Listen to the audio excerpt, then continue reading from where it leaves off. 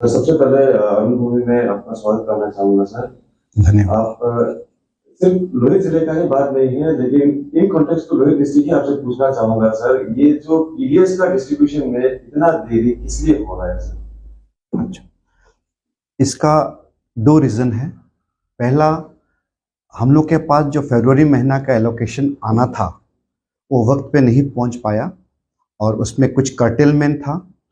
Curtailment इसलिए हुआ है कि जो भी चावल नफ्सा के अंदर नेशनल फूड सिक्योरिटी एक्ट 2013 या पीएमजीकेवाई जो हमारा दिसंबर 2022 तक चला था, उसके अंदर जो भी हम लोग कम सस्ते में चावल या फ्री का चावल, पीएमजीकेवाई में हम लोग 5 kg पर पर्सन फ्री पर मंथ हमने बंटवाया था।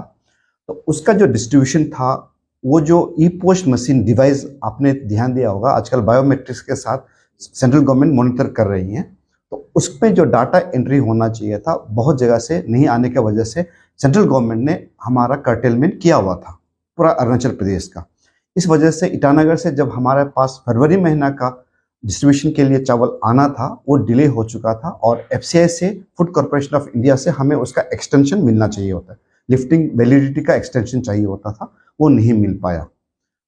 इस वजह से एग्जाम्पल हमारे लोहित डिस्ट्रिक्ट में 987 क्विंटल के आसपास, आउट ऑफ 2100 क्विंटल से 987 क्विंटल के आसपास हमारा कर्टेल हुआ। कर्टेल का हुआ मतलब कम हो गया, तो इसलिए हमें एक तो ऑर्डर आने में देरी हुआ, तो फिर एफसीआई से उसका हमको एक्सटेंशन वैलिडिटी लिफ्ट कराने का मांगना पड़ा। तो ये सरकारी जो प्रोसीजर में थोड़ा सा डिले हुआ है, लेकिन तब तक हमारे मार्च महीने का अलॉटमेंट भी आ गया था, तो मार्च महीने का अलॉटमेंट को हमने फरवरी महीने में ही उठा लिया था। लेकिन चूंकि वो ई पोस्ट डिवाइस में लिफ्ट एंट्री नहीं कर पा रहा था, इसलिए उसका डिस्ट्रीब्यूशन नहीं कर पाया। और इस बीच फरवरी महीना का जो एक्सटेंशन ऑर्डर है एफसीआई से हमको मिल गया था और मार्च के 3 तारीख तक हमने फरवरी 2023 का चावल भी, नफ्सा का जो फ्री का चावल है, उसको भी हमने उठा लिया। उठा के अभी सारे एफपीएस में रखा हुआ है। जो आप आज डिले इन डिस्ट्रीब्यूशन की बात कर रहे हैं, ये एक हकीकत है, फैक्ट है, और इसके लिए हमारा डिपार्टमेंट भी सजग है और कोशिश कर रहा है कि इसको जल्द से जल्द लोगों से में बंटवाया जाए। दिक्कत अभी हमारे पास ये है कि ई पोस्ट डिवाइसेस का जो पोर्टल होता है, जहाँ पे वो मशीन में बायोमेट्रिक्स देके बेनिफिशियरी चावल ड्रॉ करता है, वो एक्टिवेट नहीं हो पा रहा है किन्हीं तकनीकी कारणों के वजह से। और वो हमारा directorate of food and civil supplies, government of India का एनआईसी का जो विंग है, इनके साथ टाई अप करके कोशिश कर रहे हैं कि वो जल्द से जल्द एक्टिवेट हो जाए। लेकिन जब तक ये एक्टिवेट नहीं होने की वजह से हम लोग नहीं बांट पा रहे हैं। और इसका नहीं बांटने का भी रीज़न, जैसे मैंने पहले शुरुआत में बताया, कि अगर हम लोग ई पोस्ट मशीन में उसको एंट्री नहीं करते हैं, ई पोस्ट मशीन के द्वारा नहीं बंटवाते हैं, बायोमेट्रिक्स करके नहीं करते हैं, तो सेंट्रल गवर्नमेंट ये एज्यूम करती है कि ये चावल का डिस्ट्रीब्यूशन, वितरण नहीं हुआ है, और उसकी वजह से हमारे यहाँ से कार्टेल हो जाता है कोटा।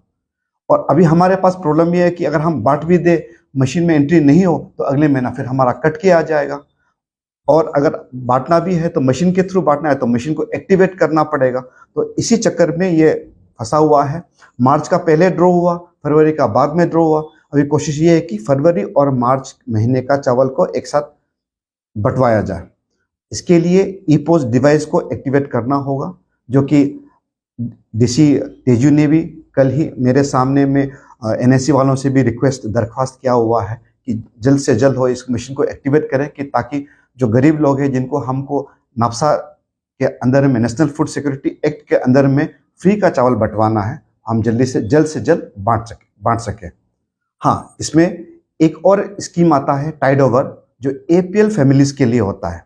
एपीएल फैमिलीज वो फैमिलीज है जो एबव पॉवर्टी लाइन है, जो नौकरी करते हैं या जिनका इनकम अच्छा है, अच्छा खासा इनकम वाला है, तो उनका चावल को, क्योंकि वो मशीन ई पोस्ट डिवाइस के थ्रू नहीं हम लोग करते हैं, तो अभी उनको तो हमने 6 तारीख से बंटवाया जा रहा है, जहाँ जहाँ